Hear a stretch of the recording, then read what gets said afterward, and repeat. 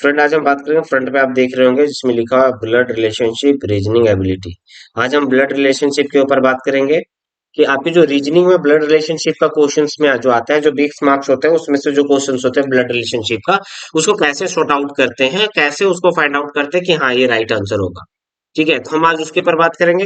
अगर मेरे चैनल पे फर्स्ट टाइम आप विजिट कर रहे हो तो प्लीज चैनल को सब्सक्राइब कर लीजिएगा, ताकि आपको इसी तरह की वीडियोस मिलते रहे। तो और अगर आपको हमारा वीडियो अच्छा लगे तो प्लीज फ्रेंड सर्कल में शेयर कर दीजिएगा, वीडियो को लाइक कर दीजिएगा। तो आइए हम आगे बात करते हैं क्वेश्चंस के ऊपर। ये पहला है आपका कि A and B are brother. A और बी भाई है, C and D are sister. C और डी क्या है? सिस्टर है। ये देखो, ये आपस में ए और सी ब्रदर और बी और डी मतलब भाई बहन का रिश्ता नहीं है। ए और बी और सी और डी के बीच में भाई बहन का रिश्ता नहीं है, दोनों अलग अलग फैमिली से हैं। दोनों को सेपरेट कर दीजिए आप। ठीक है, अब क्या कह रहा है आगे सुनिए। A son is D, as son is D brother. A जो है वो उसका बेटा, ए का बेटा डी का भाई है। ठीक, तो ए का जो बेटा है वो बी का भाई है। How is B relate to C? तो how is B relate to C मतलब जो बी है वो सी के साथ क्या संबंध रखता है, क्या उसका होगा। देखो, अब समझने वाली चीज है इसमें। ए और बी अलग फैमिली से हैं, भाई हो गए दोनों। सी और डी अलग फैमिली से हैं, ये भी आपके बहन हो गया। तो ए जो है, ए का बेटा जो है वो सी वो डी का ब्रदर है। ए का बेटा डी का ब्रदर है। तो जो है आपका बी जो है वो सी का क्या लगेगा? तो अंकल लगेगा। अब कैसे लगेगा, आप इसको समझो फिर से। अंकल इसलिए लगेगा क्योंकि ए जो है और बी जो है वो दोनों भाई हैं। तो भाई का जो बेटा होता है, भाई का जो बेटा होता है वो, उसको हम अंकल, सॉरी, भाई का बेटा जो होता है वो अपने पिता के भाई को अंकल कहता है। तो यहाँ पे अंकल ही होगा आपका आंसर। ठीक है, क्योंकि ए और डी जो है, ए का सन डी का ब्रदर है। तो ए जो है, ये डी जो है वो ऑलरेडी बी को अंकल बोलेगा। तो जब बी, अगर बी को अंकल बोलेगा तो सी भी बी को अंकल बोलेगा। तो इसलिए जो है यहाँ पे आपका ए और बी जो भाई हैं दोनों, और सी और डी जो सिस्टर है, तो इसमें से आगे कर दिया ए का जो सन है वो डी का ब्रदर है। तो डी का जब ब्रदर है तो बी जो है सी का, बी जो है मतलब सी जो है वो बी को अंकल बोलेगा आपका। चलिए, इसका राइट आंसर क्या होगा? Option A uncle. Next question की तरफ चलते हैं। इसमें देखेंगे, एक आदमी का चित्र को देखकर हर्ष ने कहा। कोई थर्ड पार्टी था, उसका चित्र को देखकर हर्ष ने कहा, उसकी माँ मेरे पिता के पुत्र की पत्नी है।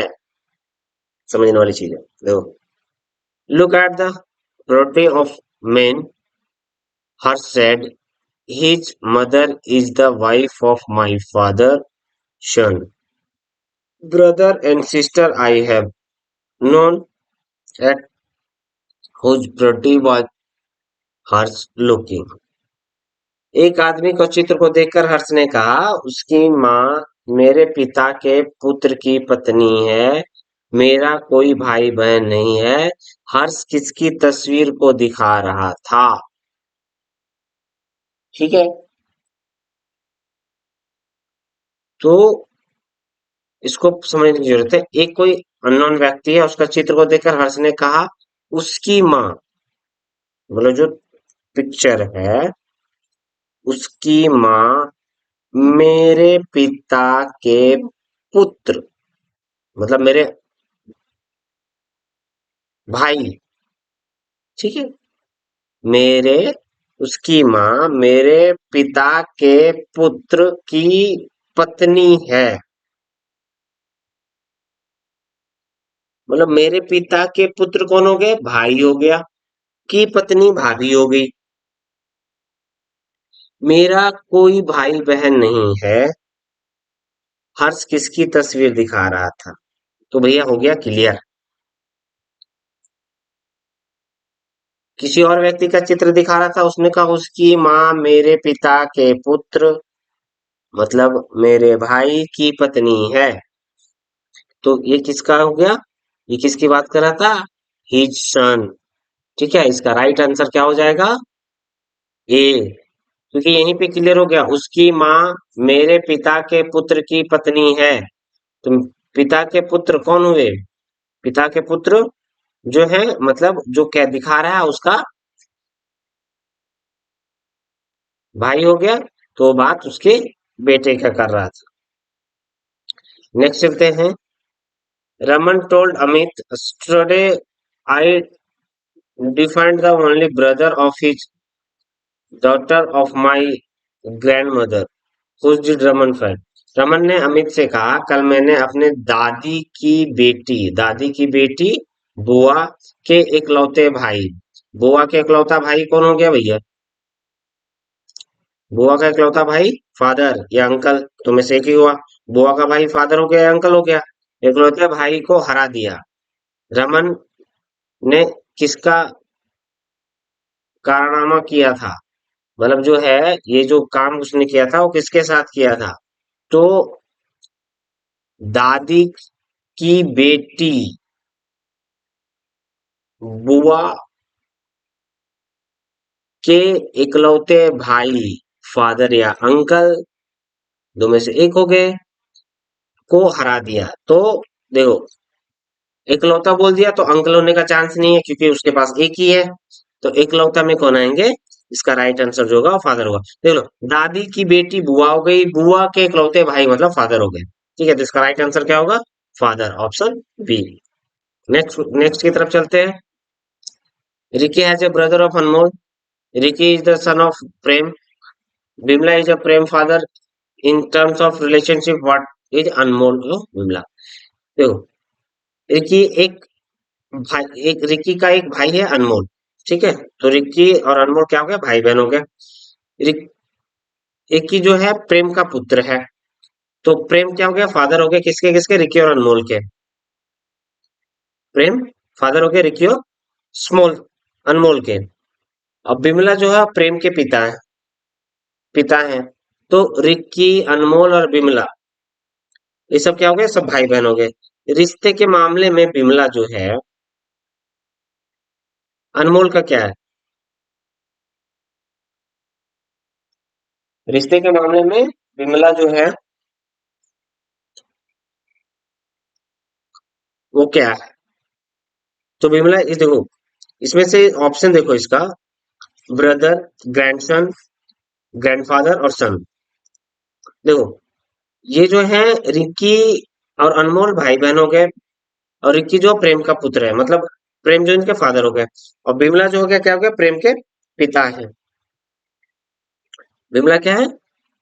Bimla is a Prem father.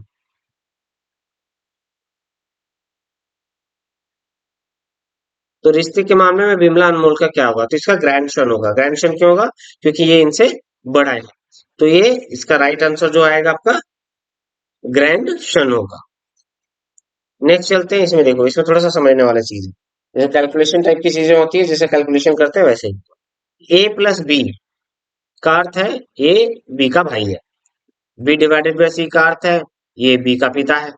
और ये इंटू बी का अर्थ है कि ये बी की बहन है। निम्न में से किसका अर्थ है कि एमपी का अंकल है? ए प्लस बी भाई बहन हो गए। बी डिवाइडेड ए डिवाइडेड बी का अर्थ पिता हो गया। बी इंटू ए इंटू बी का अर्थ बहन हो गया। तो भैया अंकल का क्या होगा? अंकल कैसे बनेगा? तो अंकल में क्या करना पड़ेगा? ये बी का पिता है, तो ये जो है वो बेटा हो गया, नहीं बी बेटा हो गया, बी बेटा हो गया। तो जो बी बेटा हो गया, तो ये जो है ये उसका पिता है।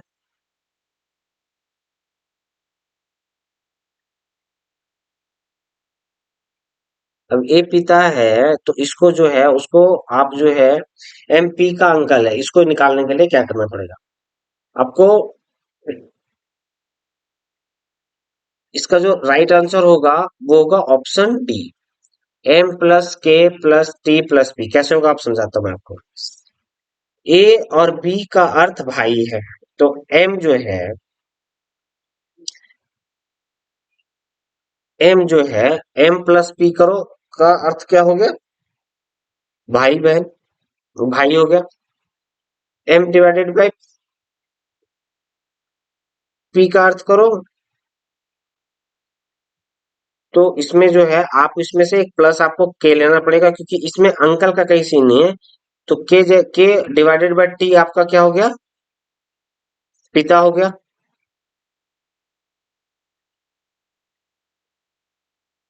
इसमें देखो पहले क्या किया, प्लस किया इसने, तो एम प्लस के डिवाइडेड बाय ए और बी को डिवाइड किया तो के डिवाइडेड बाय टी, और ए और बी मल्टीपल हुआ तो टी इंटू पी। इसका राइट आंसर जो होगा वो होगा ऑप्शन डी। नेक्स्ट क्वेश्चन की तरफ चलते हैं। पी क्यू का पिता है और आर एस का पुत्र है। पी क्यू का पिता है, P is a father of Q. ठीक है, पी क्यू का पिता है, पी जो है वो क्यू का पिता है, और आर एस का पुत्र है। आर जो है वो एस का पुत्र है। पी क्यू का पिता है, पी जो है क्यू का पिता है और आर एस का पुत्र है। तो आर जो है वो एस का पुत्र है, तो टी पी का भाई है, टी जो है वो पी का भाई है, क्यू आ, क्यू आर की बहन है, एस टी से किस प्रकार का संबंध है? तो घुमा दिया थोड़ा सा। पी क्यू का पिता है, ठीक, और आर एस का पुत्र है। तो पी और एस जो है वो फादर हो गया, क्यू और आर जो है वो आपके सन हो गए, और टीपी का भाई है और क्यू आर की बहन है। तो क्यू जो है वो आर की बहन है, ठीक। तो एस टी से किस प्रकार का संबंध है? तो एस और टी, तो ये जो एस जो है, एस और टी के बीच में किस प्रकार का संबंध है? तो देखो, आर फादर हो गया था, ठीक है, और क्यू जो है वो भी फादर है, तो एस जो है वो सन हो गया, ठीक है, और टी जो है, मतलब टी जो है, सॉरी एस जो है वो डॉटर हो गया आपका, और टी जो है वो ऑलरेडी भाई है। तो एस और टी आपस में क्या है?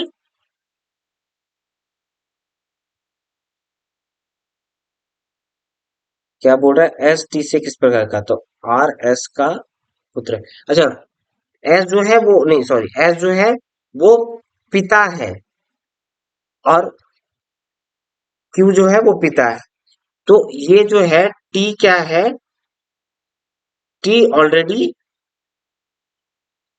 सिस्टर है, किसका? पी का। और एस जो है वो पिता है, वो आपस में मतलब पी का भाई है, पी जो है वो टी का भाई है, तो ये बहन हो गई। बहन हो गई तो एस क्या हो गया? एस आपका फादर हो गया। फादर जब हो गया तो एस और टी के बीच में रिलेशन क्या होगा? डॉटर का, बेटी का, इसका राइट आंसर सी होगा। तो thank you for watching this video. देखो आपको ना ब्लड रिलेशनशिप में काफी ज्यादा आपको रिलेशन के बीच में रिलेट करना होता है, तो आप उसको रिलेट करेंगे तभी उसका जो है वो राइट आंसर आपका निकल के आएगा।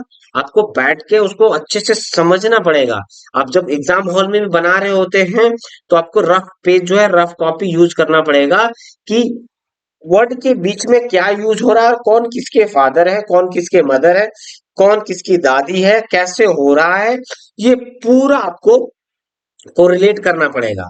ठीक है, तो ये चीजें अगर किसी में कंफ्यूजन हो तो प्लीज आप कमेंट कर दीजिएगा। मैं एक बार फिर से उस